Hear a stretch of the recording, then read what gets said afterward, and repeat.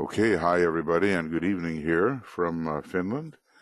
This morning we had a discussion on the science of triangles, some very interesting things, I think, about the the three great constellations plus the 7 solar systems, of which ours is one. So I was just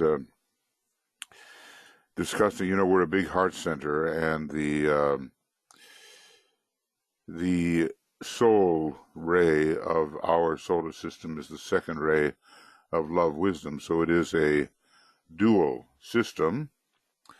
And in this particular solar system, which is the second major solar system, the Tibetan tells us, and also the 5th in a row, but second major, we have a second ray personality. And eventually, the monadic level, I think, will also be a 2. Right now it might be 4 and connected with the yellowness of our particular star. And then we'll just be 222 and really represent the heart center. I was just talking with Joe and BL, and just for fun, I've kind of put Sirius in the head center and Procyon in the Ajna center. Excuse me. Speak about the throat center, huh? The star Vega, which has to do with the magical words and incantation, and the harp, I put that in the throat center. And our little solar system, whatever we want to call it, SOL or Helios, something like that, is the heart center. And there's a interesting star called Fomolo, which is very Neptunian in its aspect, and maybe that is the solar plexus center. And the Alpha and Beta Centauri, I think, are connected with the sacral center, and then Altair, the rising eagle, with the Kundalini. Now, this is speculative, of course. That's all we can really do. No, goodness, I'm sorry. Sometimes I get a little catch in the throat here. I've been talking a lot today, mostly to myself. Anyway, those are interesting things, and in every one of these other groupings, who knows whether they are, well, I guess maybe some astronomers know, whether certain stars are surrounded by planets or whether they are simply single stars or double stars that do not have a planetary system. But we certainly do have a planetary system. So it's worth considering. It's an amazing structure that we are invested in, and once we wake up from our misinterpretations, which are illusion, and from our distortions, which are glamour, we'll be in a better position to appreciate the wonders of the local cosmosphere. I was reading today how the rivers and streams of force are viewed on the mountaintop by the astounded disciple in Capricorn at the 3rd initiation, and he sees all of these interconnections as rivers and streams of force. It's really an amazing thing, but of course we have to be willing to see reality and not get caught in our own distortions, and that's the problem right now. The great majority of humanity, I don't know, maybe 80-85% are caught in the distortions of glamour and of kama manas. Kama manas is that kind of state of mind where you can't help but think when you feel, and you can't help but feel when you think. And those things have to be separated out so we have some independence there, and we can really view everything from the position of the soul-infused mind. Well, that's why we're studying spiritual occultism, to bring us to that state where we can do that. The minute people hear the word occult, they go crazy. But what we're really looking for is the hidden causes of things. And that's a very legitimate pursuit. It's a little bit ahead of what most humanity is looking for right now, because most of humanity is living the personal life. And when you live strictly the personal life, you're going to get caught in a lot of distortions and glamours. You're going to have myopia. Myopia is not utopia, you know. Myopia is when you're seeing things up close, so close. Well, you may make them out close, but they are distorted when you try to get a little distance on it. So whether we're nearsighted or farsighted, that's not what we want. We want 20/20 vision. And I'm really hoping that next year, symbolically at least, brings a clarification of vision to many people who are going to be attending the casting their vote for the future of their country. I did read something interesting today. A lot of people have looked with apprehension upon the rising into power of this man, Boris Johnson. I don't know much about it, but I was encouraged by the fact that his girlfriend would like to save the whales and has a lot of the environmental interests at heart. So I'm just hoping that she has some kind of influence. I'm sure that in a bit, Alexander will be able to speak to that.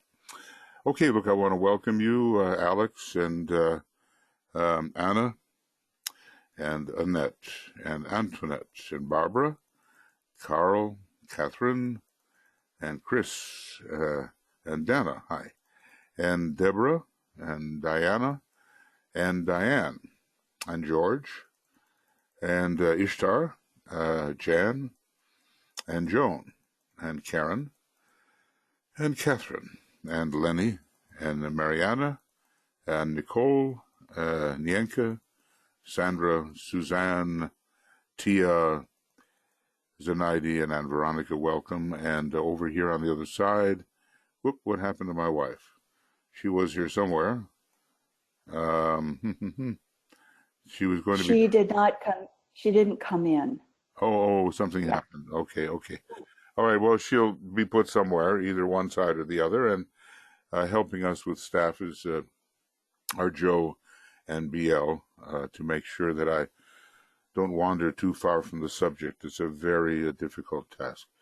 Okay, let's just have a little bit of an alignment, and then we'll get into our reading, because we are now preparing for the discussion of the individual glamours.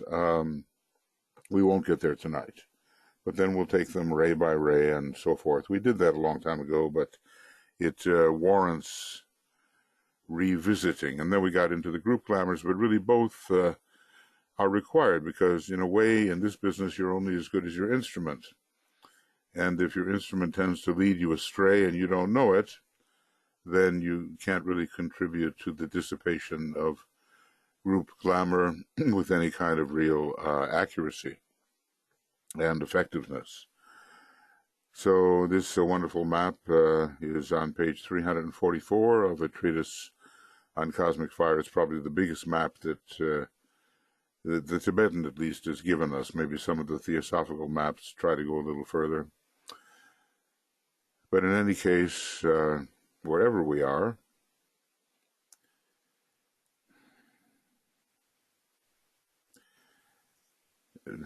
in an outward way, we are linked in consciousness.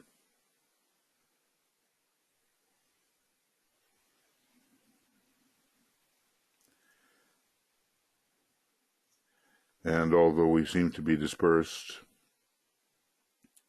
ultimately space is a perception and essentially an illusion. Everything is really taking place at a single point, and you have to even wonder sometimes whether it's even really taking place.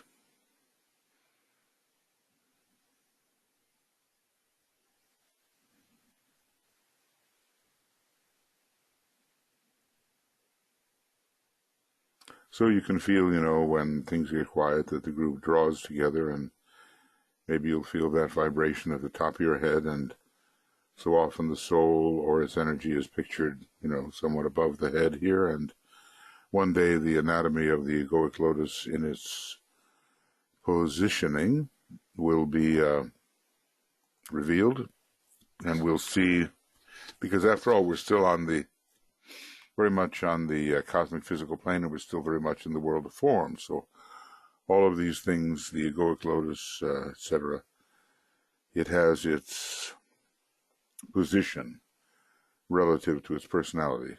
For instance, the Tibetan tells us that the atomic triangle, which, whoa, I'm sorry, I have to ignore that one. That came in like gangbusters. But I think I can get rid of it. Oh no, it just came through. I'm sorry. Those things happen. I'm not yet a master of this computer instrument. You're only as good as your instrument. Okay. So anyway, this egoic lotus has a position. And the three, they're not permanent atoms, all of them. There's the mental unit. There is the astral and physical permanent atom. Okay. And that's called the atomic triangle, but it has a position, you see. Their positions exist. Positions do exist. And, for instance, this position is at the lower part of the egoic lotus, that atomic triangle that generates our personality. So we talk about formless worlds, but let's just say that the higher mental plane is not a formless world, and really anything on the cosmic physical plane is not formless, and I think it's just a relative term. You know, what really is formless?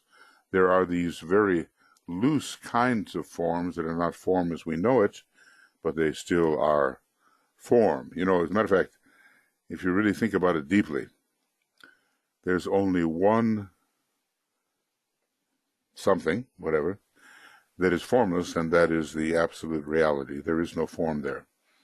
Any form would be a compromise upon what it is. So there is no, that's the one condition or state that is truly, truly formless, and that is beyond any universe. A universe is just a finite byproduct of that great substance of all, the cause of itself, and not really even the cause. It's just existed forever, and there's nothing else. Okay, I've gotten into my little sermon there. I always try to bring in the question of being. So, you know, we kind of closed last time with the idea that we have to ask ourselves the questions. We are Arjuna, the struggling soul. We are the fourth kingdom in nature. We are also the fourth monadic grouping. And our line of expression, the fourth creative hierarchy, is on the fourth plane, the Buddhic plane. So we're just torn between opposing attractions. So here we are in conflict so often in our life, and we sit down, and we try to work it all through. We're between the two opposing forces, and this is the state not only of the aspirant and not, you know, the disciple is there, even the initiate is there. Anything that has to do with the number 4 is there, torn in two directions. So we're going to ask ourselves, you know, personality force is pulling in one energy, in one direction, soul energy in another direction. And we keep these questions in mind, and maybe we do ask ourselves these things. Which is right, this or that? Well, then it just starts with right and wrong, right? Number 2, how can I distinguish where my duty or my responsibility lies? Because basically the first sign that the soul is really active is the sense of responsibility, and not that it feels good, okay? The sense of responsibility impressed upon us, and we need to follow it, indicates that the soul is becoming active in the life of the personality consciousness. Number 3, how can I find my way out of this bewildering situation? I'm sure we've all been there. Number 4, how can I bring in the control of the warrior. The fourth ray is the warrior ray, and we have to let the warrior fight within us. It's not going to be just us as a personality. It's a higher warrior. How can I bring in the control of the warrior? So that the two groups of forces which I love, I'm attracted to both, right, may be resolved into a unity, which is the goal, the utterly soul-infused personality, and eventually the monadically infused soul personality. So it's all resolved into a unity, into a oneness. Number 5. How can I, well, this is similar to number 3. How can I find my way out of this impasse? I don't know which way to turn, and I'm blocked. So what do I do? And number 6, why must I hurt that which I love? This was Arjuna's problem. It was part of his family, Why must I hurt that which I love and through which I have expressed myself for ages, millions of years, expressing through the personality vehicles or later through the personality as a whole? Number 7, how can I become aware of that mental illumination which will reveal the middle way between the pairs of opposites? It's a very Libran kind of question, and, kind of keep in mind that although the scales seem to work this way, the pairs of opposites in Libra really are a higher and a lower. And there is a middle way which gives attention to the needs of both. Maybe in Scorpio, that attention to the lower needs is temporarily extinguished and the higher must prevail as the victor. But anyway, at first, the middle way has to be revealed, and we try to give, if we live entirely as the soul without attending to the personality at all, it's a problem, and vice versa.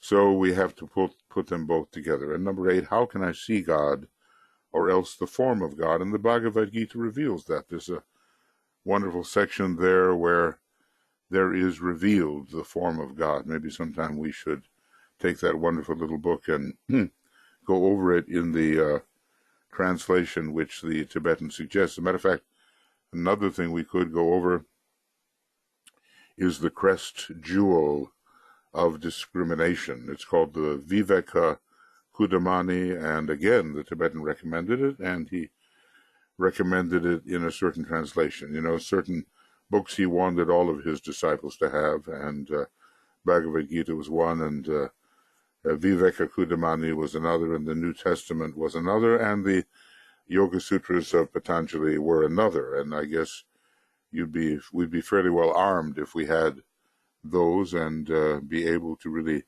take our discipleship in hand.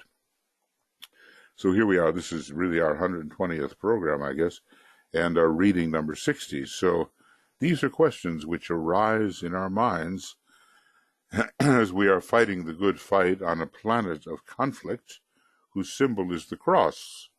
But fortunately, it's the encircled cross, which means that resolution is on its way. Where in Mars, it's the cross above the circle, and Venus is the circle above the cross, which means that it's already happened. So you can look at those 3 planets, which form an important triangle, as all having the cross and the circle, but in different positions. Anyway, so many such questions do arise in the mind of the aspirant. And remember that D.K. is here to train aspirants. And what's an aspirant? In a way, anybody that is applying to the first, second, or even third initiation. We're disciples at the same time that we are aspirants, and after that we can consider ourselves to be an initiate. But then beyond that, we're still an aspirant, and the Christ was an aspirant to the 6th initiation in the Garden of Gethsemane. And so these terms are very fluid and can be used at different stages of evolution. So many such questions arise in the mind of the aspirant. Can you think of the kind of struggle that you might have had at a certain time, which are like those? I remember once I was struggling. I'd always been attracted to the medical psychiatric profession and music at the same time, and I fought terrible battles between those. One I considered my duty in a way, and the other I considered to be a tendency that had to be fulfilled, and I was right, finally, that the whole musical, dramatic side was the correct one, even though it might have seemed otherwise. But I remember being torn, up and down, up and down. I could have a great conviction in the morning, only to have it completely overturned by the afternoon. And it felt very painful, and maybe you've had some experiences where you were struggling, between two very compelling forms of attraction. So they arise in our minds, and they indicate a dilemma. How shall it be resolved? It's not easily seen. Bewilderment, which basically means we're lost in the forest. A realization of surrounding glamour, that we could easily be misled, and we know it, but we don't know how to stay out of it. And a stage of illusion. Misinterpretation. Am I thinking correctly? And a condition of impotency. I just am futile. What can I do? Nothing is happening. I'm not making the right decisions, and I'm not moving forward, and my power is gone. So those kinds of things beset us. Against the disciple are fighting all the forces of his own nature. Now, when he's talked about forces here, I'm pretty sure he really means the kind of thing that is coming out of the personality. Usually, when he talks about forces, it has to do with the personality, but not exclusively. Sometimes it's the Shambhala force that he talks about making a specific impact. So don't take anything for gospel there. You just have to study the context. Against the disciple are fighting all the forces of his own nature, and also those of humanity as a whole, maybe 80-85% of the people, and of the planetary state. We don't live on a sacred planet, and our planetary logos has what D.K. describes as a problem of personality, and is not even, cosmically considered, we might say that our planetary logos is subject to a form of cosmic glamour, and that will clarify when the judgment day comes in the fifth round, and probably it will be the time, speculatively, when the planetary logos takes the second cosmic initiation. He's already taken the first. So he feels helpless, inert. What's the use of moving and doing something? It just works out badly. Feeble, that's weak, and hopeless. Not a very good condition, is it? But maybe we've been through that. He cannot even see the way out, because vision is the main thing, and there's so much distortion all around that we begin to mistrust our vision, and we think it's only going to lead us astray, and so often it does. Only one clear fact remains, and that is the fact of the soul, of the immortal identity, the warrior behind the scenes, in this case, kind of a fourth-ray warrior. We're supposed to hand the battle over to the warrior, In other parts of the old commentary, it talks about how the fourth-ray soul resolves this, but this is generic. We all have it, the inner warrior. So the soul, the immortal identity, the warrior behind the scenes, the charioteer, the one who really drives the chariot, ultimately, Krishna, who is an earlier incarnation of the Christ and generically means the inner soul, the Christ within, and that does exist. People say, okay, there's a higher power here.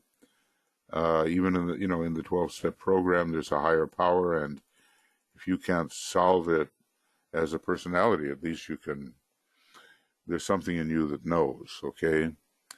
So, the outcome will be favorable if we hand over the reins of the chariot to the soul. Now, that takes a lot of trust, and how do we go about doing that? And DK gives us 4 injunctions. The first one is inquire the way and then obey the inner impulses of the soul, no matter what, he says, and then pay no attention to worldly wisdom at all.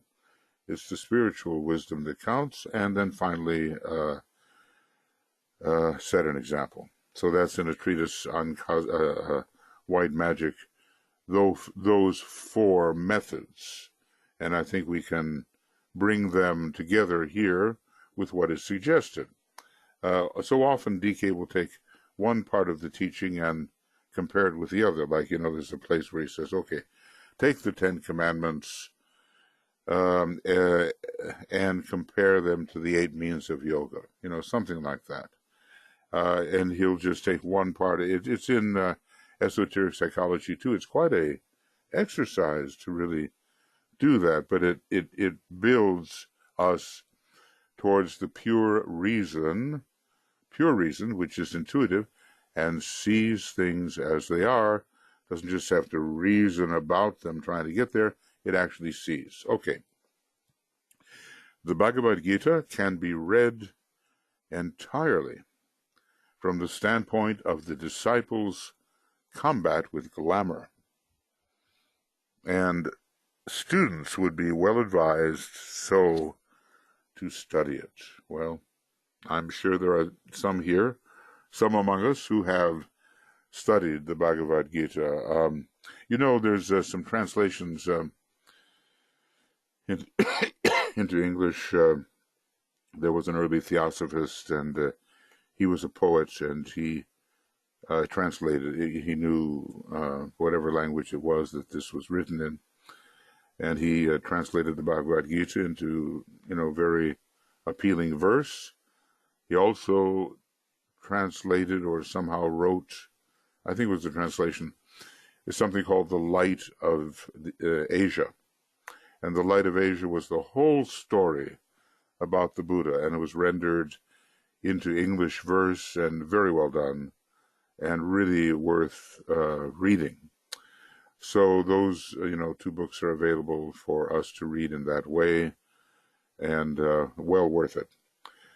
So, the battle with glamour. And, like DK says almost amusedly, some students are really happy when they're up against some glamour. Like it's a good fight, but that's part of the glamorous situation itself. And basically he said, look, Alice Bailey, it may be a long time since I've been affected by glamour, and a rather shorter time since Alice Bailey was affected by glamour, but we both have a horror of glamour. So you can understand glamour can lead us into wars and terrible situations in humanity and can throw the whole train off the track. So we may talk about it as if it's a battle and, we can handle it and all the rest. But it really is a world problem, and we see it right now. It's going on right before our eyes, and you say, hey, why don't you snap out of that? That's no way to see the world, but people are deeply immersed in that particular vision of the world, which is a great distortion. The individual glamours of which the disciple becomes aware are consequently of 5 types of force. These, when brought into activity simultaneously, you have a lot to handle when it's all coming at you at once, produce those glamours which are strictly initiated and produced by the man himself. So we are, glamour generators, and we don't even know it, and we think we're living according to our highest ideals and very worthy motives. And Germany was the most affected by glamour and the most dangerous of the Axis powers. And I've somehow I was in that war, and I feel it and I know it, and I study it, and it's just amazing.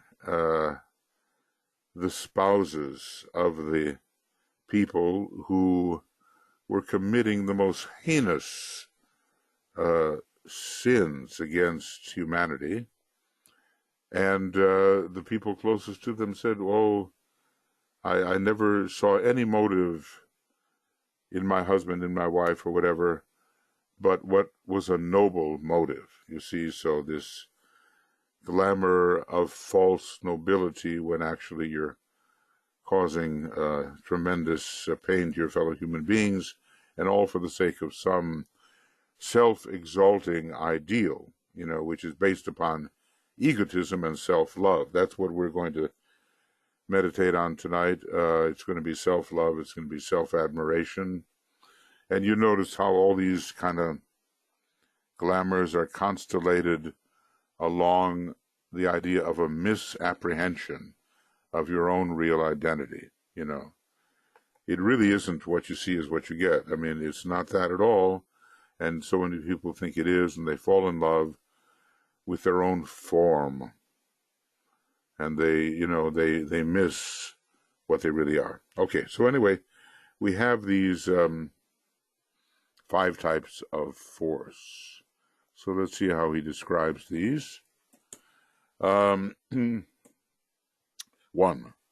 The forces of his dense physical nature and of the vital body, which latter, functioning through the dense physical nature, produce a condition of Maya. Now this is technical Maya, and or of uncontrolled energy. We've got to get a hold of ourselves if we're going to take that first initiation. And the very first veil on the etheric plane is called the veil of impulsion, and you're driven up and down the land, and you have no control over the forces that are driving you. So technically that's Maya, out of control energy. It's not ordered. It's not subject to any higher purpose. It's just habitual and impulsive.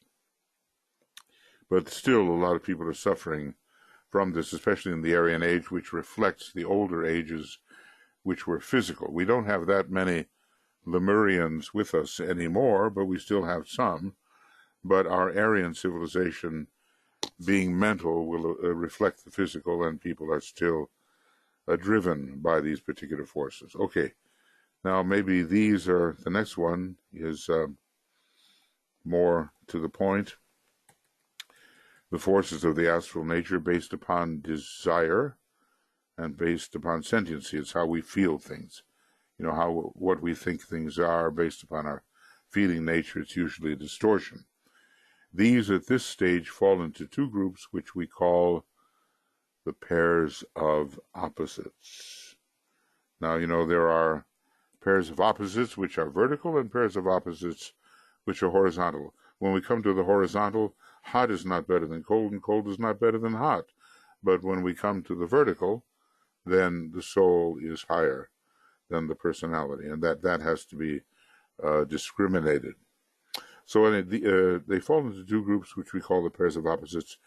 Their potency is accentuating at this period of individual history, when we're so close to the 5th kingdom of nature, moving into the kingdom of souls, and the souls becoming stronger, which evokes the rebellion of the lower aspects of our nature, the personality. For the disciple is polarized in the majority of cases. Now, that's us, the disciple. Listen to what he's saying. For the disciple is polarized in the majority of cases in his astral body, and is therefore subject to the glamours produced by the interplay of the opposites, plus the condition of Maya referred to above. Now, some of us, because we can think, or we say, okay, now I'm really mentally polarized, but that's not the story really. When he's dealing with the 6th initiation, he has an opportunity to discuss when mental polarization actually comes upon us. And believe it or not, it's after the 2nd initiation, and it's after we have won the battle in the desert with the 3 temptations. So then we can truly step upon the path of higher mind, and that is, I can't understand who's trying to call me, but it's very loud, and I don't even have it on, so I'm going to need a silencer, bang, from my computer. Anyway, it's not until you win the battle that the higher mind has quite an influence on the lower mind, and you can truly say you are mentally polarized. Before that, you might be mentally focused, but not mentally polarized. And if he says, look, disciples are polarized in the astral body, it's time for us to pause and think about that. Are we? You know, is our solar plexus ruling, or is the heart ruling? What's really ruling?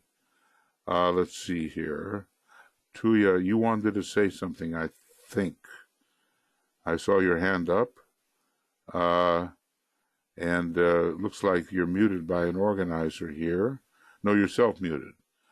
Did you want to say something at this point? We can move you over to the other side now that you're here. Okay, I don't know what... you're self-muted, dear. Okay. There you go. Okay, yes. Did you want to be moved to the other side, or did you have something to say about this? You can speak.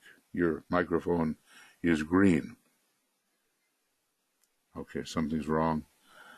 Let's, go Yeah, ahead. she sent a message to us, Michael, that she's in the car. And so I don't know if she can actually speak, given her setup. Okay. All right, she's up there at our little meditation center that we call Little Bear, and yeah, I hear you now. Yes, go ahead, dear. Okay, now I hear you. Yes, actually, I have tried to say many times. I didn't have anything to say. Okay. Well, we'll put you over on the other side, and when you want to speak, you just speak. Okay. All right. Anyway, so what do we have here? We have where most of us are now. That, as if that's not enough, you start combining forces.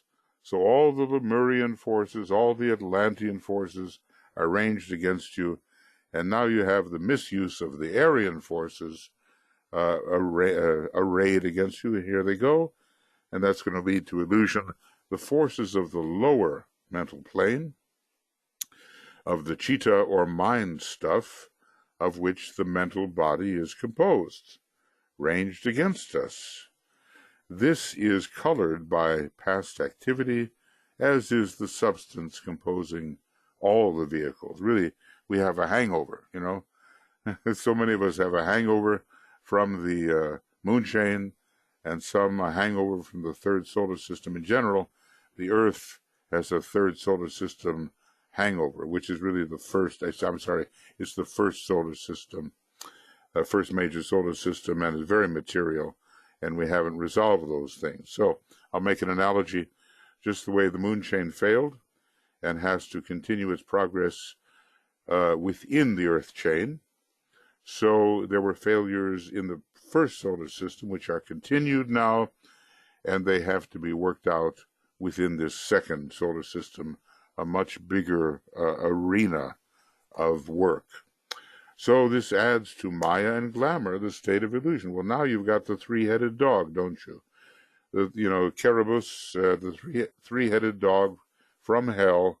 You've got Geryon, the monster in the Pisces labor of Hercules.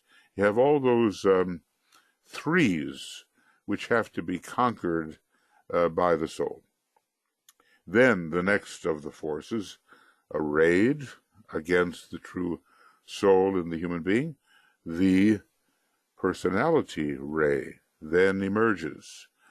And, look, the personality ray does not emerge immediately. It's kind of a combination. Maybe a master can kind of look at it and see what it really is, but it's very latent. And then when all of these other vehicles are working at a certain state of effectiveness, they combine, and a personality ray which is effective and identifiable arises in the energy system of the man. So it's not immediately. If we're going to go back to ancient Lemuria, we're not, and even Atlantis, we're not really talking about personalities. We're talking about various vehicles which are functioning in the human being. Now, the more advanced guides of the race at that time, of course, they did have the personality ray, and they had the emergent soul ray, but not the average human being of the period. They were simply guided by the great guides of the race. Anyway, why am I saying this is that your personality ray has to emerge, and it gets stronger and stronger depending on the degree of alignment and interaction within your personality vehicles. So the personality ray then emerges, intensifies all these three aspects of forced expression, producing eventually their synthetic work. Now that means the personality ray. That's a personality ray. Okay, that is a personality ray, and that is synthetic work. Okay, then we have the emerging of what has been called the threefold glamorous condition into one major glamour. And that's probably what we're going to be looking at when we look at these 7 lists of glamours. One overall glamour that is going to be the dominating thing in our lives, and it will have come from the synthesis of the interaction of the personality vehicles. And of course, naturally, in the big battle between the dweller on the threshold and the solar angel, this has to be resolved. It turns out that the highly developed personality becomes, in fact, the dweller on the threshold. I mean, we don't think for a minute that these members of the Lords of Form, or sometimes we call it the Black Lodge or whatever, that they don't have a personality. They most definitely do. And they can even use some of that energy of the outer level of the soul to advance their selfish ends. And they're off on a track which is going to lead them far, far, far, as the Tibetan describes it, into the land of distances. Doesn't sound too attractive, does it? But that's the way they are going, towards the land of distances, because they've chosen to side with the past rather than the possibilities of the future, which involve the relinquishment of intelligence, well, not relinquishment, but the subjecting of intelligence to the energy of love. Now, finally, the 5th energy, which is the soul ray energy. It's all this time steadily increasing, notice, rhythmic potency. Says, D.K. says, watch out for the rhythms of the soul, because it is sending you higher thoughts and inspirations and new possibilities and energy bursts in a rhythmic manner. And you don't meditate, and so you don't get them. So in other words, the soul on its own plane is seeking to coordinate its rhythmic impulses with your meditation. But okay, if we don't meditate, we don't get them. And so this is in the first chapter of a treatise on white magic. And matter of fact, that's another one of those books that it would be great to read all the way through in excruciating detail. In a way, I've done that. You know, there is a complete video series on white magic, and now it's being transcribed into print. But, you know, there's nothing like being able to talk about it. Anyway, that's a little sidetrack. So the soul energy is met with its rhythmic potency and seeking rhythmically to impose its purpose and will upon the personality. Now, there's the battle, you know. That's the battle royal. That's the problem. It's a good problem because it has to be done, but it's Vulcan over Mars. And, you know, if you were to go to, okay, let's see over here, Esoteric Astrology, page 70, let's just 70, and 71, we have here very interesting that at the 3rd initiation, the moon, veiling a hidden planet, and Mars bring about a fearful conflict. But at the end, the man is released from personality control. That hidden planet is Vulcan, veiled by the moon. So you have a big Vulcan-Mars conflict arising, and even is arising at the 2nd initiation. You can probably feel it even at the 1st. And we're finally the imposition. Now, Vulcan is so rhythmic in a way. Does it have some seventh ray? Maybe it does. The pounding of the hammer of will is rhythmically done, and it sort of captures the chaos of impulsive Mars and subdues it. So astrology fits into it at this point too, right? Okay, it is the united interplay, united relation, and the interplay between these two which, when a point of balance has been achieved, sweeps the man onto the probationary path. Now, this is very interesting, onto the path of discipleship and right up to the gate of initiation. Now, this is very interesting because it is Libra that rules the path. It is Libra that rules the point of balance. It is Libra that balances in the necessary way the soul and the personality, and it is Libra which, particularly if we start numbering the petals of the egoic lotus, Libra rules the seventh petal, where the first initiation progress is really undertaken. And Libra it is that rules the sense of proportion, which gives true humility away from that kind of Leonian self-obsession. I think, in the early days, Leo suffers from a very poor sense of comparison.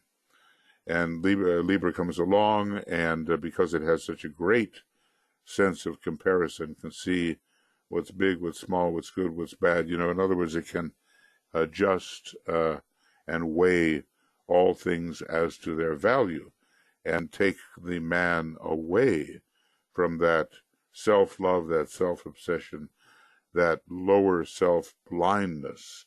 So Libra and Leo are all involved in this, and Libra it is that is really ruling your first steps upon the real path. He talks all the time about the path, and it turns out more and more like a razor-edged path. You don't have much room on either side.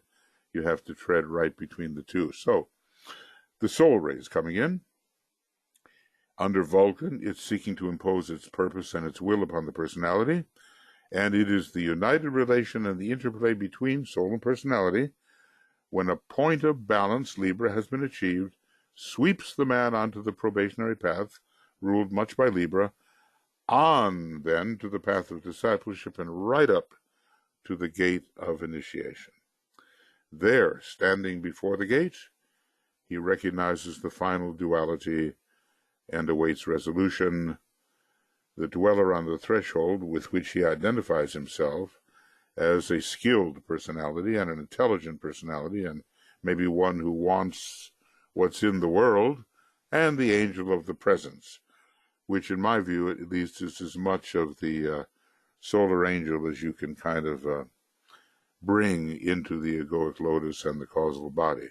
The solar angel itself is on still higher planes, and if you tried to bring the full force of the solar angel into the causal body, into the egoic lotus, there would be destruction. But the angel of the presence is a certain ray of the solar angel, and the old saying applies, having pervaded the entire universe of the personality, with a fragment of myself, solar angel, I remain as the angel of the presence.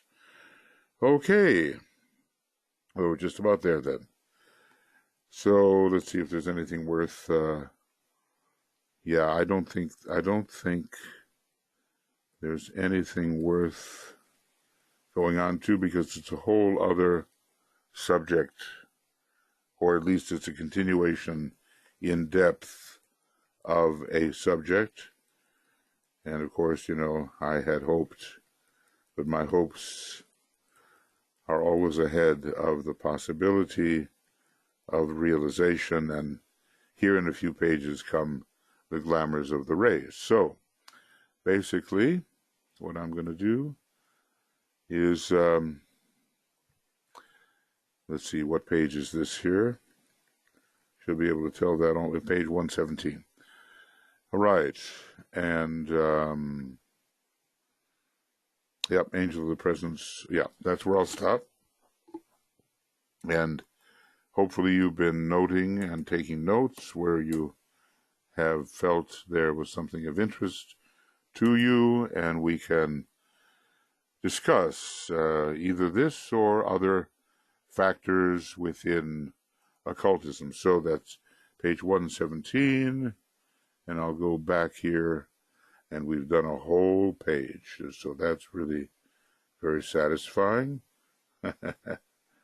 All right. I know it's really silly, but, sometimes it seems like we're not making a bunch of progress when we actually stick with the explanations of what we're discussing. But we are, and we're assimilating important material. So this, I always like to do this ahead of time so I don't get confused, as is possible for me, of course. Academic reading number 60. And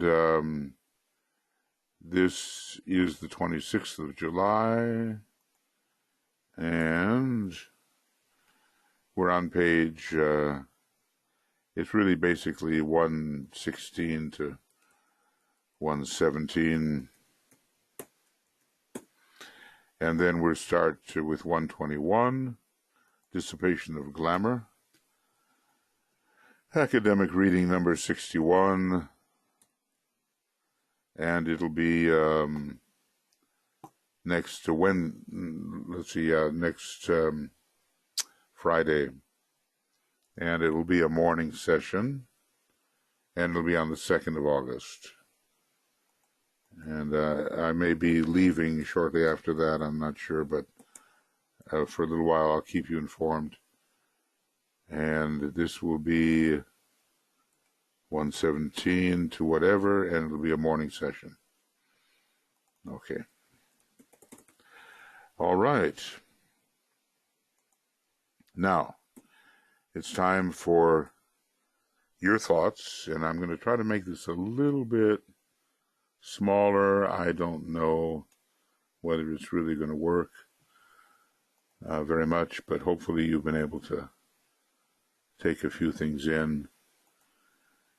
And I'll turn it over to you. Let's see, I'm looking for questions, hands, and I do see Susan. Michael? Yeah. I was just going to tell you, Suzanne had a comment there, and then it looks like there's also a hand. Okay, thank you. From Catherine. Thank you, Bill. I'm reminded of the 666 when you refer to number 4. Well, 666 is Mars, Mars, Mars. That's really what it is. 666 is the beast, which is the unregulated etheric physical, astral, lower mental. So it's everything, it's the elemental life ruled by Mars. Mars is so interesting because it rules the dense physical, it rules the astral, it rules the lower mind, and it rules the personality as a whole. So when we run into that, we're running into the power of an unredeemed planet. And Mars is, well, we need Mars, of course, absolutely. But it's causing a lot of trouble on our Earth. We're still very susceptible to it. D.K. did say that for all time, he was talking about Mars and Scorpio at the end of the war, World War II, and he said in terms of the conflict aspect, it's reached its high point. So maybe we're ready to subdue that. I don't think it fits so well with the Aquarian age, which is really ruled by Uranus. And both of them have a lot to do with the sacral center, but all of that's going to be regulated. The undue assertion of the personality, that's a Martian thing, and that's really the beast, that's really the 666. So when you add it up, it's a number 9, and number 9, when you add up 18, that's you get a number 9 too. So 9 is the number associated with all third ray cycles. 9, 90, 900, 9000, etc. Number 1 is associated with ray 1 cycles. Number 5 with ray 2 cycles. Number 9 with ray 3 cycles. According to Stephen Pugh, it's 2.5 for ray 4 cycles and 3.5 for ray, did I say 2.5 for ray 4 cycles, 3.5 for ray 5 cycles. The Tibetan gives the next one pretty much himself, 1.5, 15, 150, 1500 for 6 ray cycles. Notice that somehow they do add up, the 1 and the 5 to a 6, and the number 7 for 7th ray cycles. So the number 9 has a lot to do with the dweller, because the dweller is related to the 3rd aspect of divinity, and it has to be conquered by the soul, the 2nd aspect of divinity. So it is, in a way, the sum total of the fulfilled lower man, if that lower man can turn towards the higher guidance and not just want to run off by itself and assert itself any way it likes. I read recently that there is a constitution which sets forth what any a government official is allowed to do in quite rigorous Capricornian terms. There are also public officials, one of which just recently said, the 2nd article in this Constitution allows me to do anything I want. So right there, we have a big Saturn-Mars split. Now, this individual has Mars rising and likes to govern by impulse selfishly, and the Constitution has a very strong Saturnian Capricornian nature. So now it is the very kind of battle we're talking about. So anyway, the fulfilled lower man, in his 3 vehicles, ready to be number 1 or to merge with, let's say, the angel of the presence. And what will happen there, Suzanne, is that the angel of the presence will step aside and introduce the rising, extending monad to its source, which we call the monad. There's some angel of the presence stuff in Esoteric Psychology 2. You know, I just want to read it. It's about the 5th ray, and I wonder if I can find it. If I can't find it quickly, I won't do it. But you'll find it very interesting, I think. So it's angel. Oh, come on. ANGEL of the presence. So there's 18 references, and I'm just hoping that before you know it, I'm going to find it. There it is. Now look at this. And it's so revelatory in terms of the 5th ray. So anyway, it's I guess it looks like sort of law of repulse kind of thing. Let's see what it is exactly. I have all these, by the way, you know. They are all recorded and they're all commented on, and they're on Makara. So if you want to get, you know, at least my view on it, it's all there. So here's this number 5. I better read the whole thing. The Blessed One came forth in ignorance. You know, so this individual is ruled very much by a high 5th ray. He wandered in a darkness deep of spirit. He saw no reason for this way of life. Reason, notice. He sought among the many threads that weave the outer garment of the Lord, and found the many ways there be leading to the center of the web eternal. You know, you might even think you were talking about the 3rd ray, but the 5th ray has something to do with this also. The two are related. The forms that weave that web hide the divine reality. He lost himself. Fear entered in. Again, he asked himself, another pattern must be woven, another garment formed. What shall I do? Shew me another way to weave. You know, so always there is the recovery from the old way and the adopting of a new way. And this next paragraph is it. And I think you will understand, all of us will understand here, something about the angel of the presence. The word for him came forth in triple form. Remember, three minds unite, right? His mind responded to the vision clear evoked. The truth lies hidden in an unknown way. In the unknown way. The angel of the presence guards that way, you know. It's not just a path, it's a way. The mind reveals the angel and the door. Stand in that presence, lift up thine eyes, enter through that golden door.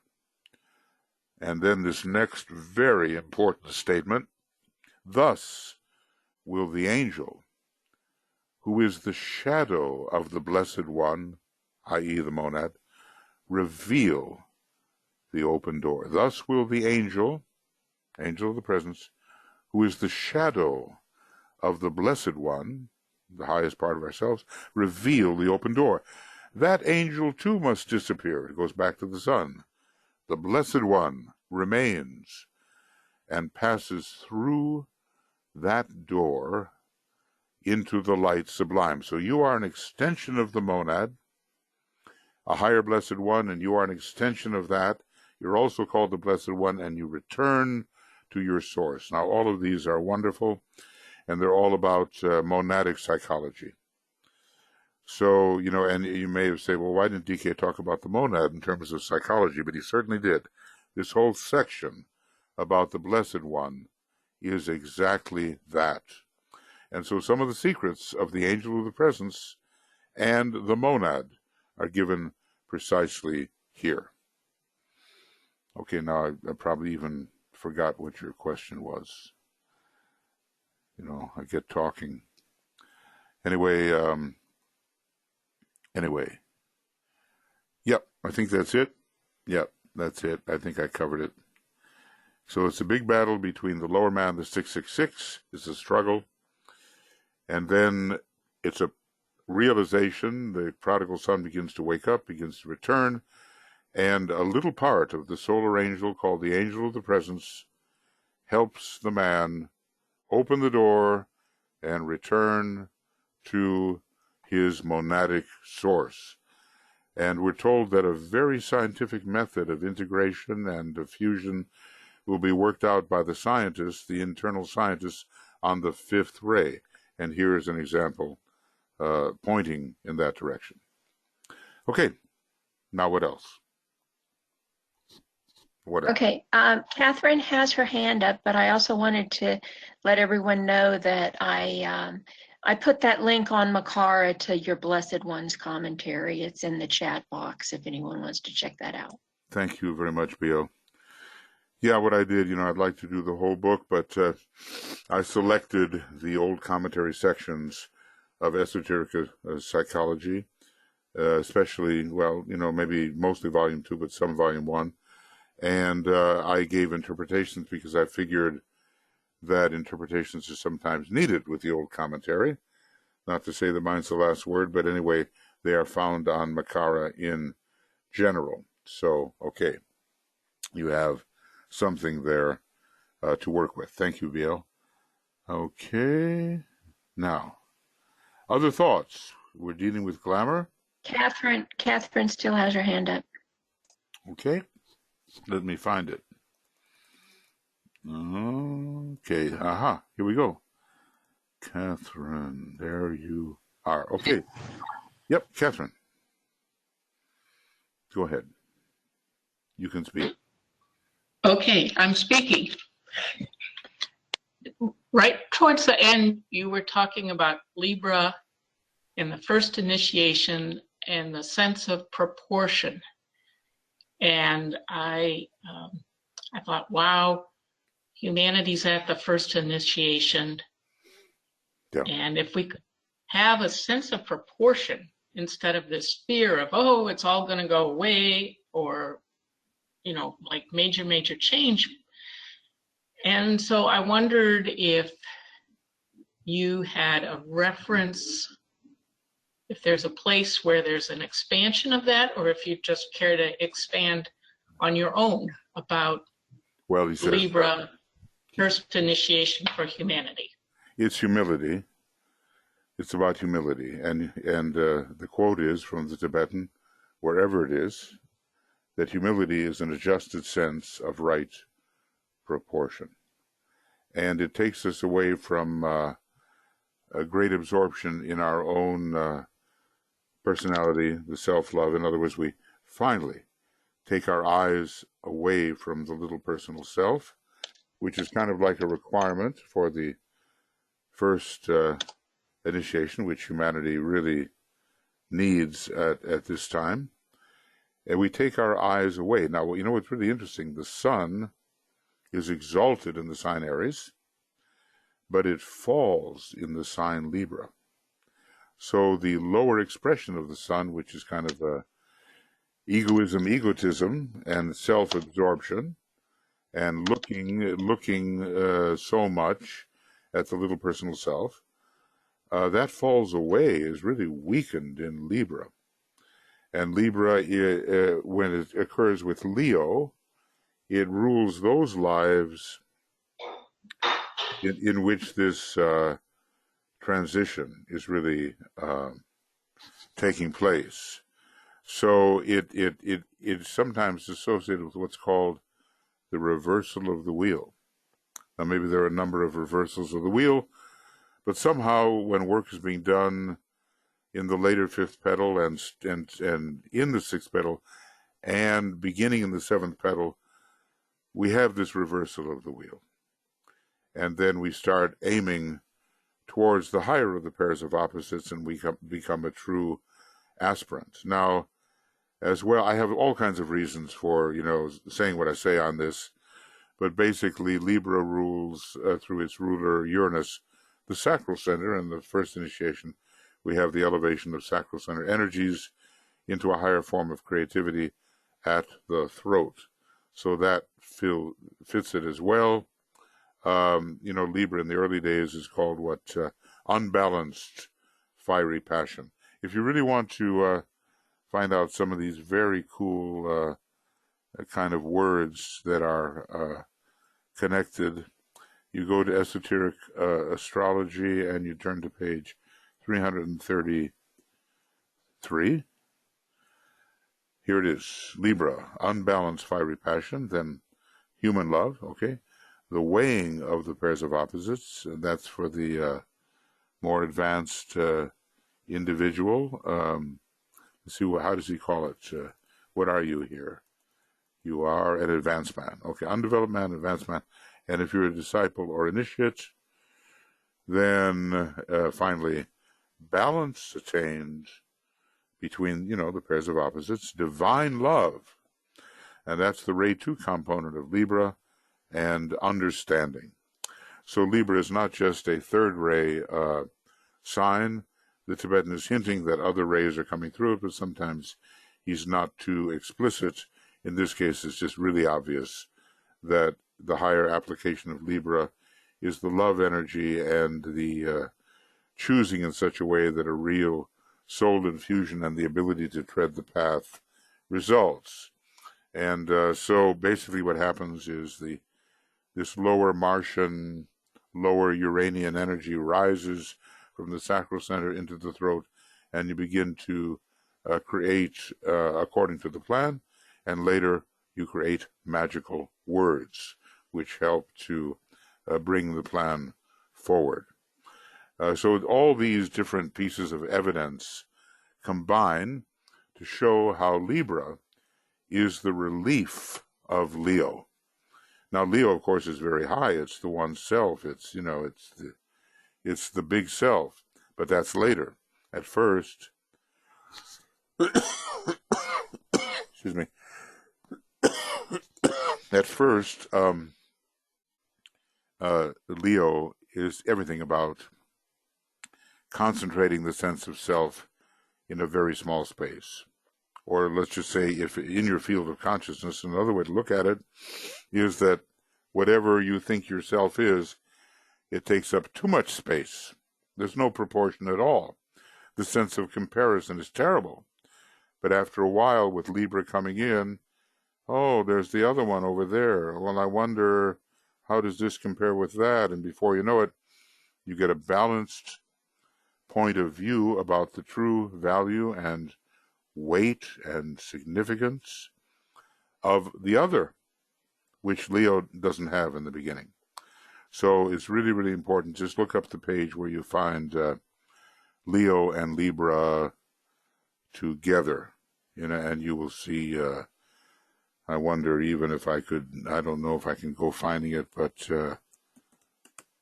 there's 12 of them, and, I may hit it or not. Aha, here it is. Well, here's something. Okay, here's something.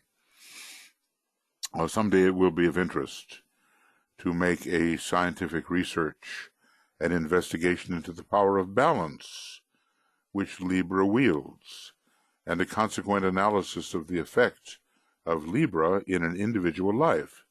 It might then be possible to discover whether the particular life in which a man carries forward the process of reversal may not, perhaps, be one in which the sun is in Leo with Libra rising. And these statistics have not been done. And elsewhere, it talks about the other thing is possible too, maybe sun in Libra with Leo rising. But we can understand that since Libra points, the rising sign points to the higher way, that it's more likely to have the sun personality in Leo, with Libra pointing towards the soul and the corrective that has to occur with Libra, in fact, rising. So there's all kinds of stuff here about these two signs together, and, Virgo in the middle of them, and but maybe that was the main, one, and I think so. I think that was the main one. So, in other words, here we have this Leonian personality. It thinks it's the world revolves around it. The sense of comparison is very poor, and then Libra gets stronger and stronger because it's the rising sign, and the comparisons start to occur, and the ego diminishes in comparison with the otherness that's out there, and eventually all that was that big fat ego becomes what's called the relinquished point. That's the goal in Leo. So just check out page 332 of Esoteric Astrology. Okay, now what else do we have? Anybody else want to say something, comment on something? You're most welcome. Look, the Tibetan wrote one big book. I've often said it. And you just keep adding to the book. The Secret Doctrine is part of it, and all the Alice Bailey stuff is part of it. And now comes the third installment, which I'm sure will be amazing.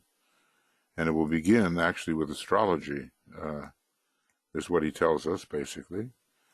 And it's all one big book. And it's up to us to make the synthesis out of this amazing coming together of information that we could never grasp by ourselves. But, we're standing on the shoulders of giants, as the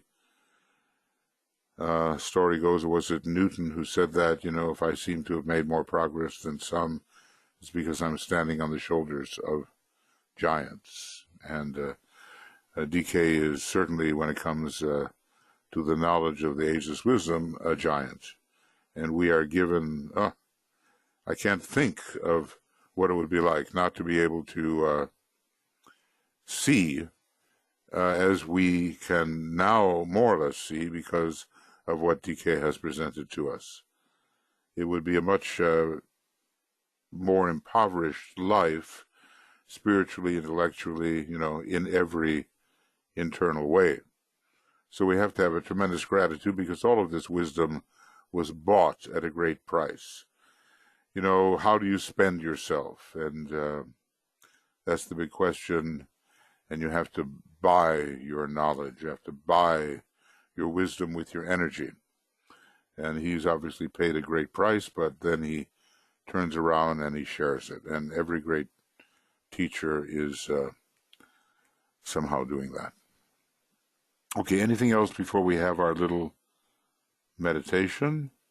Am I missing anything, Joe or BL? Am I missing anything? Okay. Or anybody on the... Yes, there's another comment from Chris. Okay, let's see. You want to read it, or do you want me to read it to you? I just want to see it before I do anything. Okay. Right. The mind reveals, the mind reveals the angel and the door. Mental polarization is so critical, yes. And again, when we say polarization, it's a high state, and it involves the mind held steady in the light, and it involves having been somehow successful in that battle in the desert, where you are confronted with the three temptations of the world, the flesh, and the devil. The world, the etheric physical body; the flesh, the astral body; and the devil, the mind, the lower mind. So really, ponder these Blessed One stanzas are fantastic. And I can't say I've said everything, but I've said a few things, and it's on Makara, and you can find it there. And I think BL has taken us to that and given us the page in the chat box on Makara. So, let's study those things deeply. And, there's just so much to study together. Just so much. I don't, we won't get to do it all, but he says, wisely, I've given you more than you can ever absorb. He said that. Okay, well, we'll just take him at his word. I've given you more than you can ever absorb, but we can certainly absorb more than we would if we kind of meander feebly along, and doing a little bit of this and a little bit of that as we like it, and not really apply ourselves. That's a great quote, too, where he's saying, plow in and do everything you have to do and then die. He says it's better than the feeble meander. It's so interesting. You think you're going to live longer in the body in future days, but he says lives will be shorter. People will come in, they'll know exactly what they have to do, they'll do it, and they'll die deliberately. So that's a whole nother way of viewing your destiny here on the planet. Anybody here from the staff that would like to speak? Tuija, Joe, BL, anybody that would want to say something? Okay. All right. So anyway, if not, it's time to go. I have a curiosity, and it is in relation to, our reading of the Blessed Ones. I'm wondering, in terms of development of this awareness and soul, the awareness of the angel of the presence, wherever you are in your development, if the process is very specific to one's ray, or if it is a generalized process. What's your sense of that? I think it's both. The general part is the building of the antahkarana and the engagement of the abstract mind, and the possibility of entering the world of pure reason before the fourth initiation. I don't think we really enter the world of Atma until before the fifth initiation. But my sense of it is that although those are the generalities, reading the 7 ray stanzas of the Blessed Ones and other integration and fusion stanzas gives us a more specific technique for those upon a particular ray to work. Now, what ray? Not so much the personality ray, more the soul ray shows us how to work. But let's just say that the monadic ray should not be ignored, because if you go over here and you, in terms of details, and you go to page 177 of Cosmic Fire, you know the chart, and basically it kind of shows you how you're going to be focused in the spiritual triad according to your ray orientation. And people with the third ray monad will have the left-hand column monastic, and if you have the second ray monad, at least one of them, the Buddhic left-hand column, and then the first ray monad, the Atmic column on the left. And there's just a lot of little turns of the word. Every word counts. He says, read more carefully. He says, you just aren't reading carefully enough. He says that to us. And that we'll find in these carefully put together presentations of the old commentary, we'll find particular hints for how to proceed on our ray. And, I have a video book out there. Is it a video book or is it a written? Maybe it's a written book. Yeah. It's a written book on the internet. And it's called On the Monad. And there I collect a lot of all this about how you might proceed in a more detailed way depending upon what your ray may be. But remember that passing through the Earth, Mars, and Saturn, the majority of monads at this time are on the third ray. Now, that doesn't mean that you are, but the majority is on the third ray at this time. And they kind of came from the moon chain, and especially if they're studying this more advanced stuff, which has a very high mental component to it, they're, probably one of their monadic rays is the third. So, we might want to pay particular attention to how that is done, as well as the generality. Build the antahkarana, use the words of power according to your soul ray, look for the evocation which may come, and meet the evocation on your way along the bridge of light. Those are the generalities, but then study very, very carefully what the old commentary tells us, because it gives the specific little hints that are really appropriate to your ray, and you have to do that yourself, really pour over it according to your soul ray, and then secondarily maybe according to your monadic ray. So both. The answer from my perspective is both. Thanks. Yeah, you bet. Okay, BL, Tuija, anything? There's a question from Ishtar in the... Yeah, okay. She asks, where is the information on the ray of your soul words of power located? Rays and initiations. Rays and initiations. Yep, rays and initiations. So, can I find it right off the bat? He says, look, these are not the originals, and he shows you what the originals are. He says, work in the world of meaning now. Let's see, he says, let's see if I can do this. To merge with one. Let's see if I can find that. Here it is. So here are the last four words of power. Two merge with one, fourth ray. Three minds unite, fifth ray. The highest light controls the sixth ray. The highest and the lowest meet, seventh ray.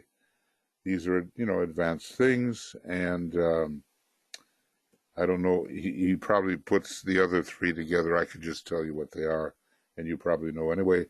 I assert the fact. Stop.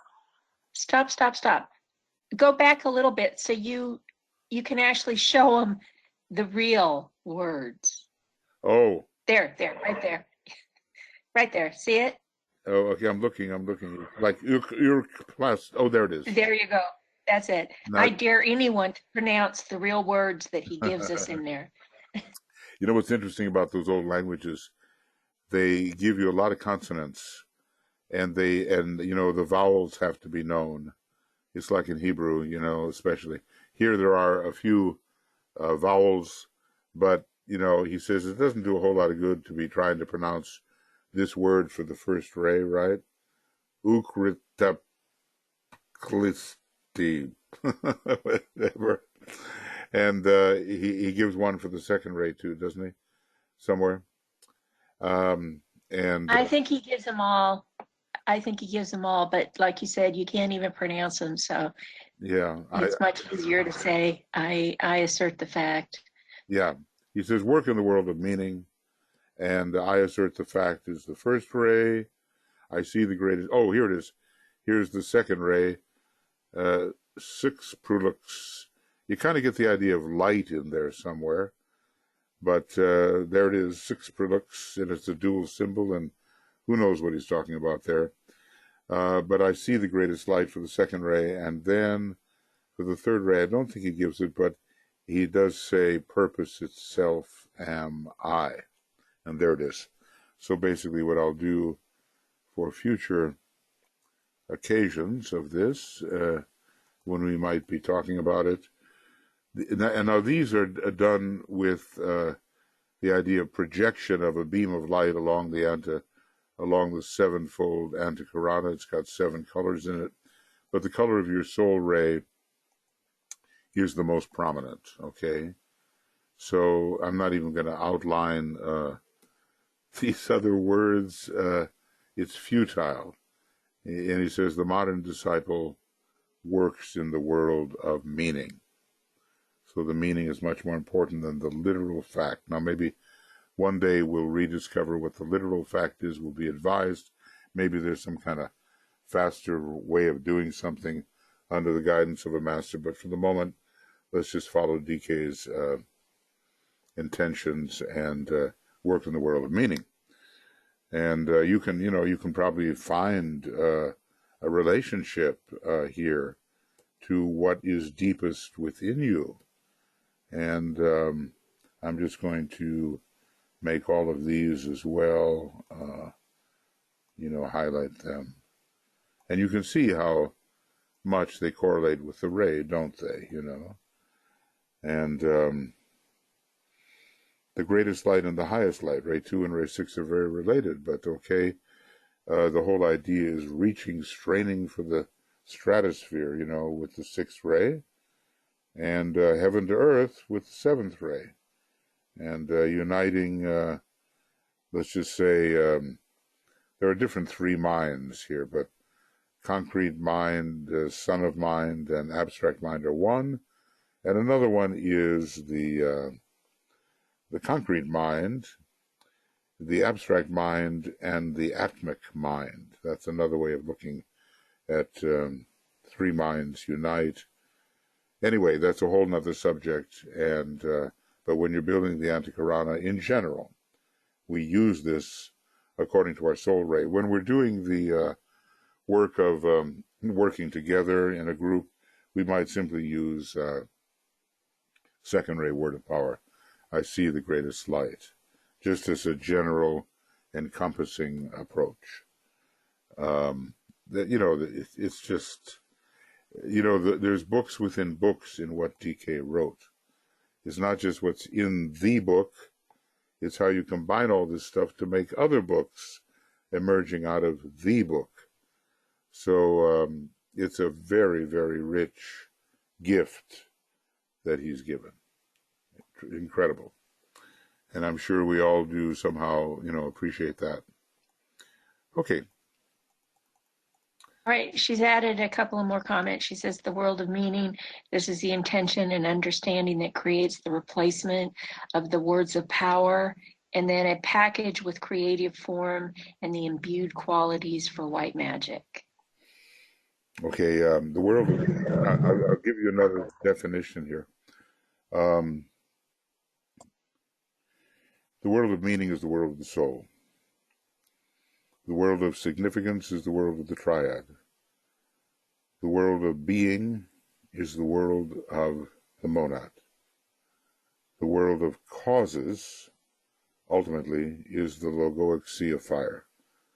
So he's, this is another way that he has presented these various worlds, and we can probably say that the world of glamour and illusion is everything on the 18 lower subplanes.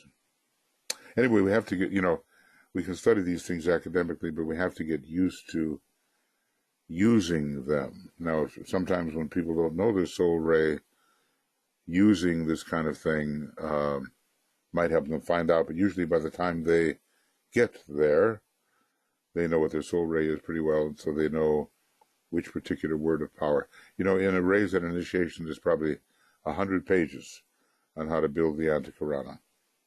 So it's a huge study, and in the Moria Federation, we focus on that in the later degrees.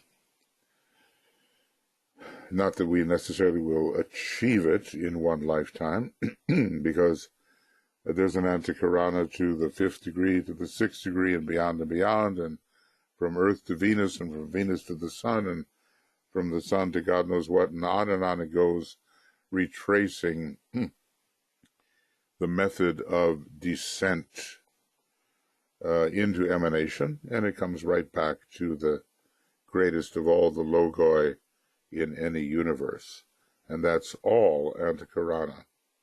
But for right now, we're simply interested in what is the world of the triad, the impersonal world, the world of planetary perception. What is that?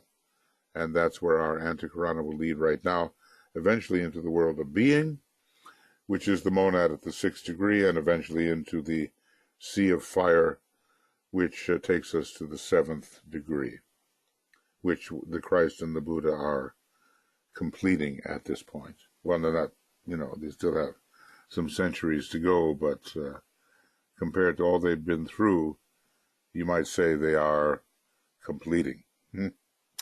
Okay, all right, that's it, because it's getting late now.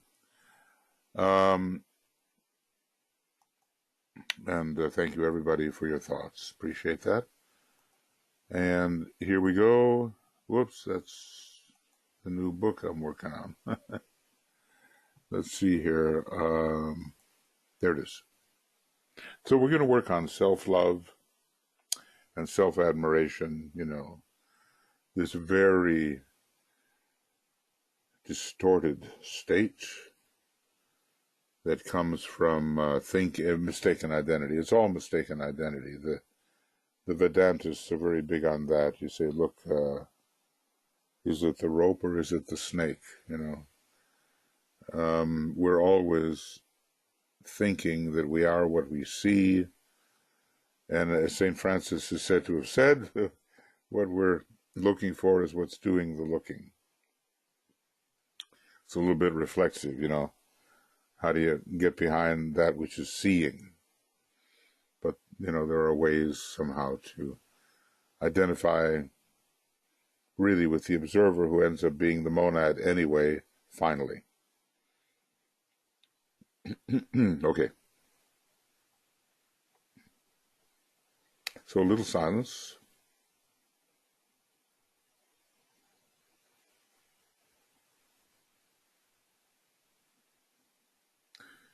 And we think of ourselves, all of us, as,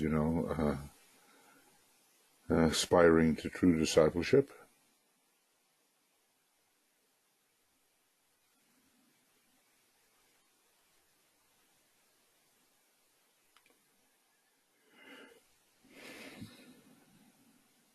And coming together in the silence.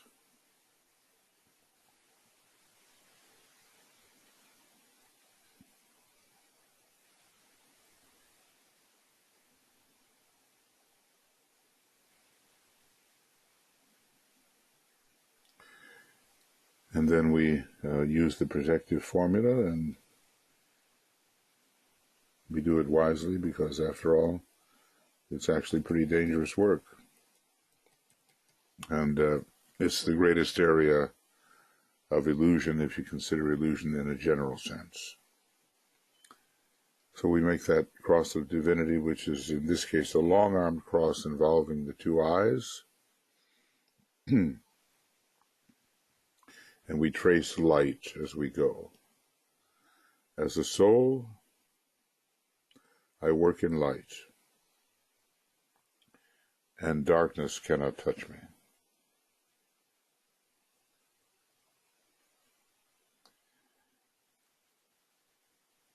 I take my stand within the light. I work, and from that point, I never move.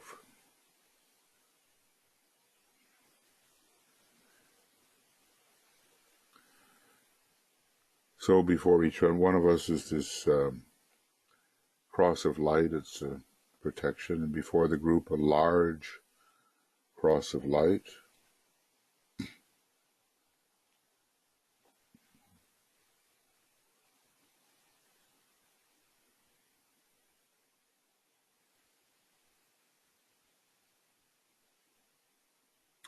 And I would just say, a lot of humility is needed to do this work. We take the Libra, again, we take it to the Ajna Center where we really achieve a balance as we project these beams onto the astral plane, at least imaginatively.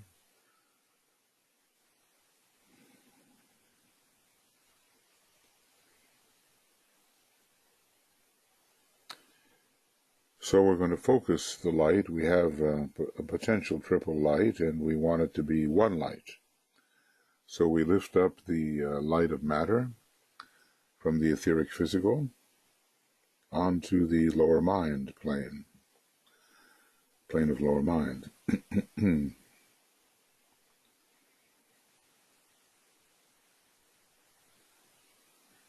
And there we blend it with the light of lower mind,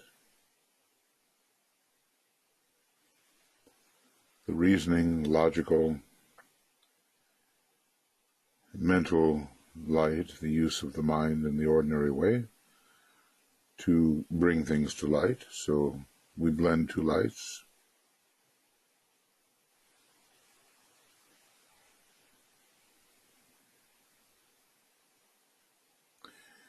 And we seek to become aware of the light of the soul. We can perhaps visualize that above the head. It's as if the light is pouring out of the jewel in the lotus and somehow producing the light of the soul.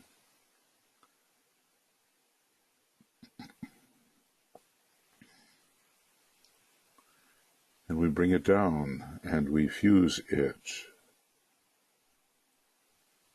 We try to feel the difference there, that soul light. It's the light of the Son of Mind. It's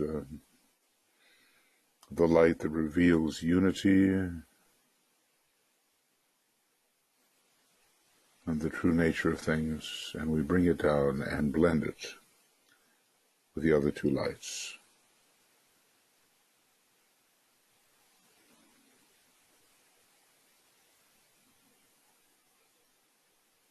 The three lights shine, but they are as one light.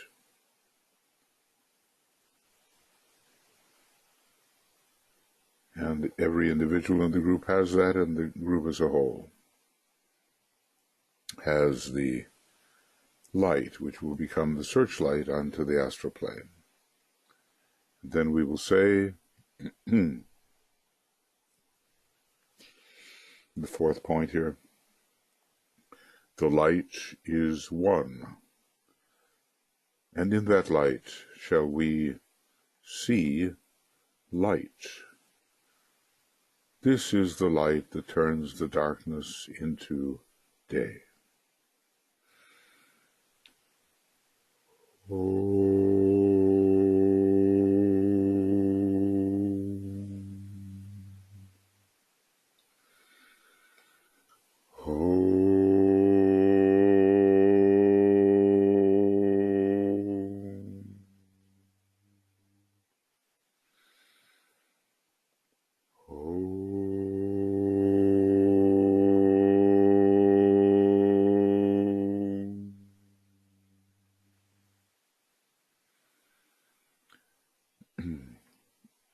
So we have our light of revelation, and we have our method, our weapon, as it were, to dissipate and destroy glamour.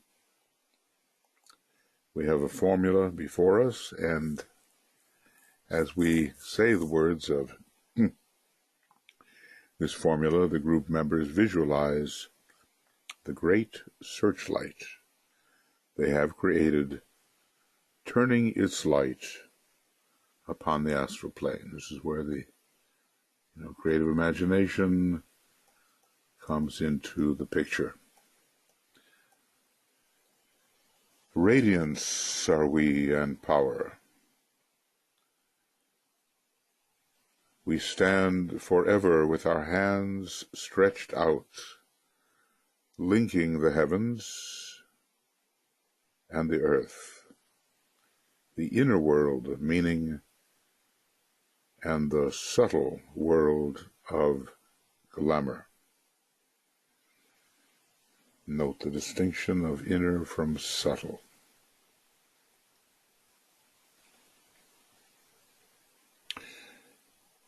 We reach into the light and bring it down to meet the need. We reach into the silent place and bring from thence the gift of understanding. Thus, with the light we work and turn the darkness into day. And with the use of our creative imagination, we get better and better at wielding this beam. We're seeing the group wield the beam so that it's not just an image, but an effective instrument of our purpose.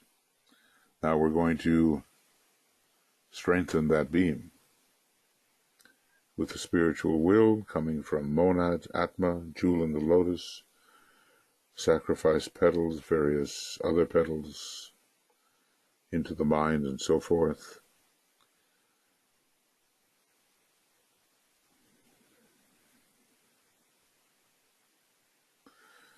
We need the beam strengthened, and we say, with power upon its beam, the light is focused on the goal.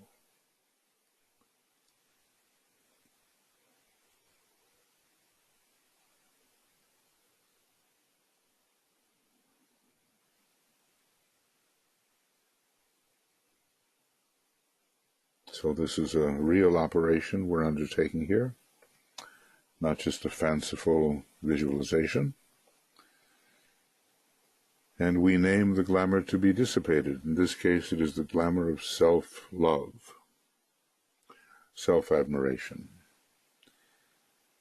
It's always these, the lower ego is the great distorter, and we have to learn how to take the mind, he says, off the separated self. Otherwise, until we have the condition in Leo of the relinquished point, we're always going to have glamour. So think for a moment of what self-love, self-admiration have done in the world over the centuries.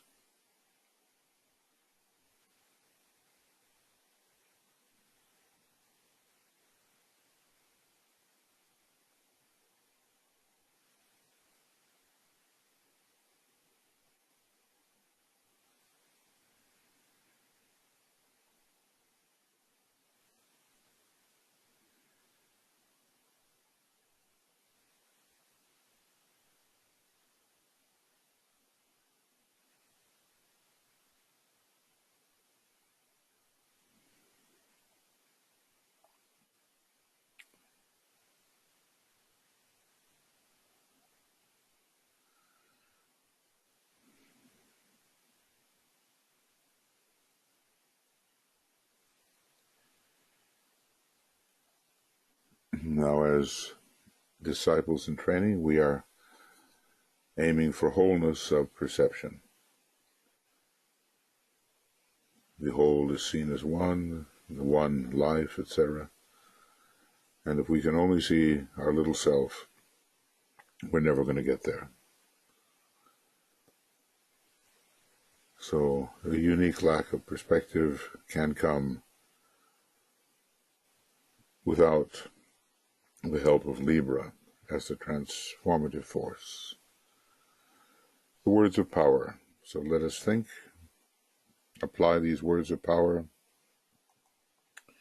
using our creative imagination, penetrating with this light into the glamour and producing its weakening and its dissipation, the glamour of self-love, the glamour of self-admiration, really the same thing. The power of our united light prevents the appearance of the glamour of self-love.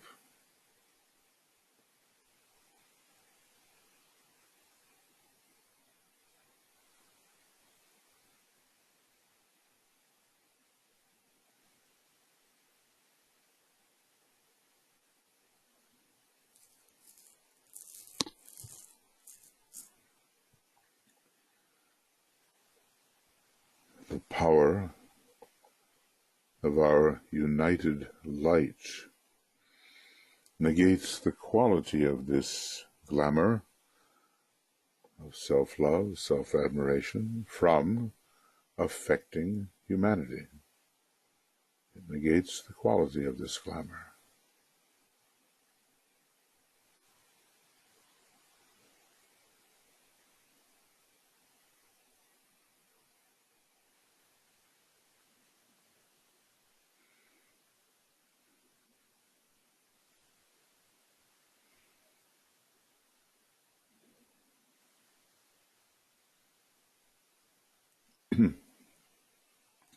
Remember that the Christ is called the man for others, and Libra is very powerful sign in his astrological chart.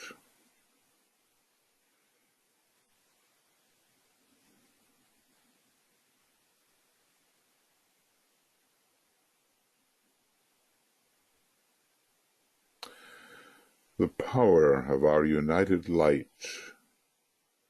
destroys the life behind this glamour of self-love.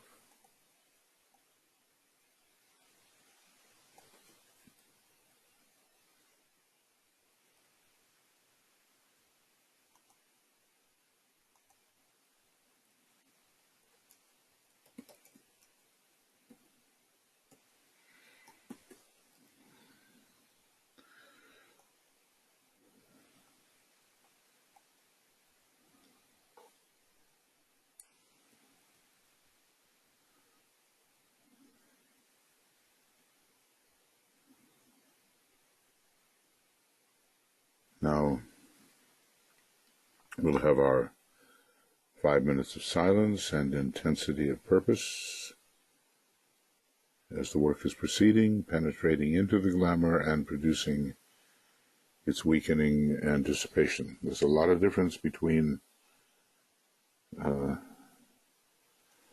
exclusive love of the little self and love of the self, the true self. So, we will enter that particular work.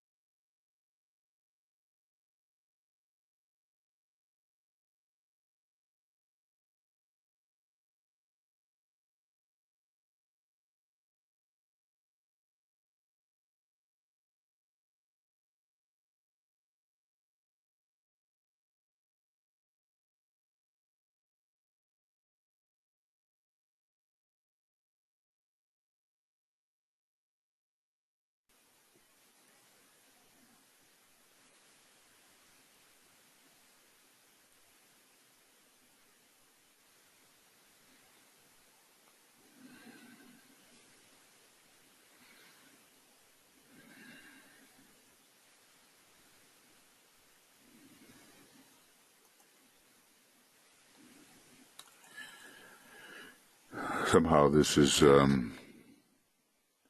really important one.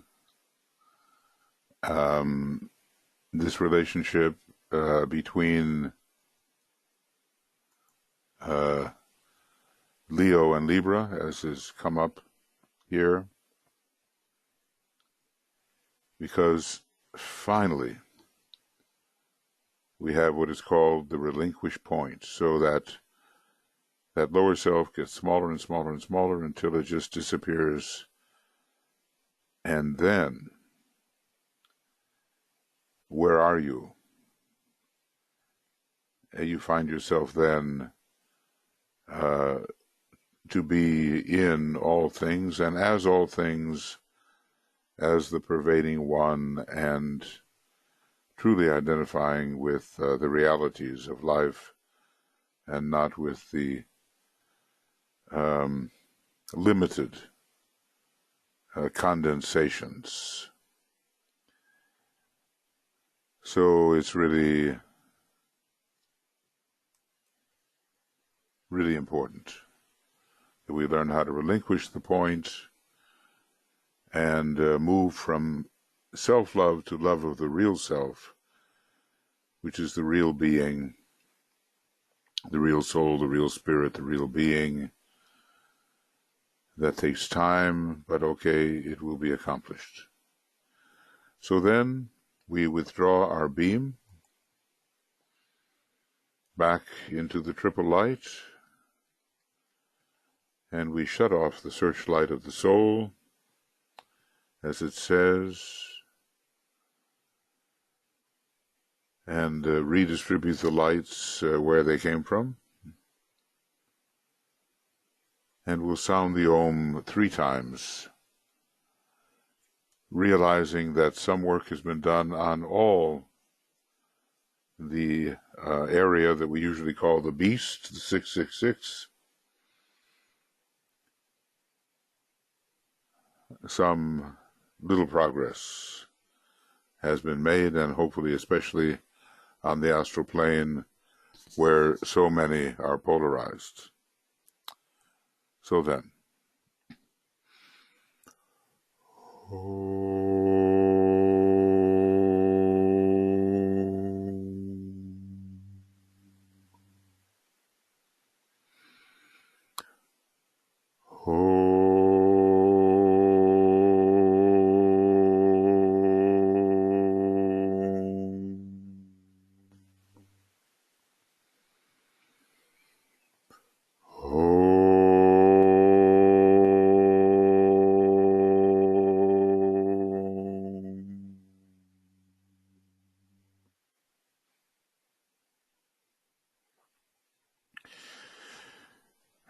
thank you, friends. We will continue to work esoterically. DK has given us a marvelous formula, and we're just on the border of being able to consider our own individual glamours. A lot of them are eliminated before the 3rd degree, but even afterwards, some big ones can crop up. So none of us is immune, and I think somewhere he uses the word infection. So if he uses the word infection, we know we're dealing with something serious. Tomorrow evening, we're on the evening schedule. We'll be presenting readings from the Destiny of the Nations, and continuing attempt to evoke the soul of humanity, the soul of nations, the soul surrounding the 5 planetary centers. We're at that point where humanity could go sadly astray unless there's sufficient inner guidance. As he said before World War II, had there been enough disciples meditating in the right way, it would not have precipitated onto the physical plane. So we take that as a piece of advice and as a warning. So that's tomorrow, that's Saturday, and then Sunday night we will have the attracting financial resources for the work of the hierarchy. So I want to thank you all for being here. And lots of love to you, and many blessings, and the power of persistence. Sometimes that first ray thing is really important, where, the soul looks out upon the world destroyed and is still able to say, I still persist. Okay. So that'll be it for the moment. And I'll get this converted, and then it'll appear on Makara. And please, you can recommend it to your friends. Why not? They can participate in the meditation. It doesn't have to occur at any particular time. So do spread the word. The Tibetan wants the word of his teaching to be widely spread.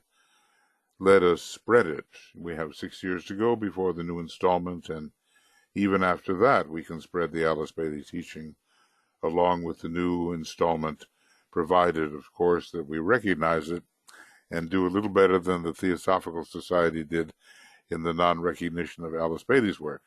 So we hope that we have the discernment to really see it. Okay. Thank you all for being here, and all the best to you. I'll see you soon.